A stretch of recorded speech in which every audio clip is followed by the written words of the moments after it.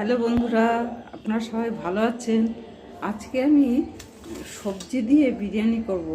এই নিচে পটল আছে, আলু আছে, আর এই এঁচোড় আছে। এগুলো এবার দইতে আমি দই দিয়েছি, এই 200 গ্রামের মতো দই আছে। আর এর সঙ্গে এখানে একটু লাল লাল শুকনো লঙ্কার গুঁড়ো মেশানো এর থেকে দিয়েছি। আর এখানে আছে ধনে ধনে দই মশলা দিয়ে এই সবজিগুলো ম্যারিনেট করে রেখেছি।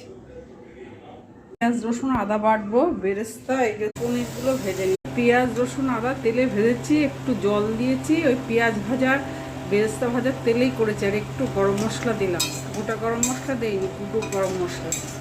এবার এইটাকে ঢেলে দেবো মশলা দই মাখানো সবজিটাকে। এবার জল ফুটছে, জলের মধ্যে আমি এই গোটা গরম মশলা, দারচিনি লবঙ্গ এলাচ তেজপাতা আর নুনটা একটু বেশি করে দিতে হবে।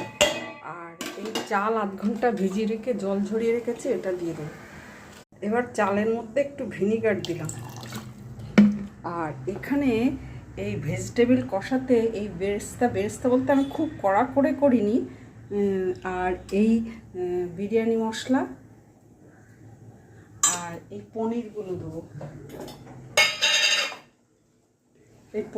দেবো, এইটাকে রাখবো। এই কষা মশলা তরকারিটা দিয়ে দিয়েছি সবজি, তারপর একটু এই যে বিরিয়ানি মশলা ছোটো অল্প পরিমাণে হবে, সেহেতু বেশি লেয়ার করব না।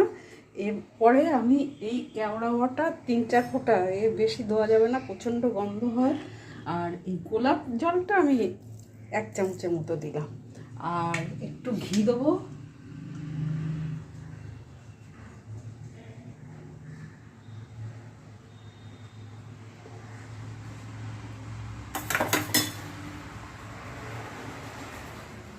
আর বিরিয়ানি মশলাটা দেবো।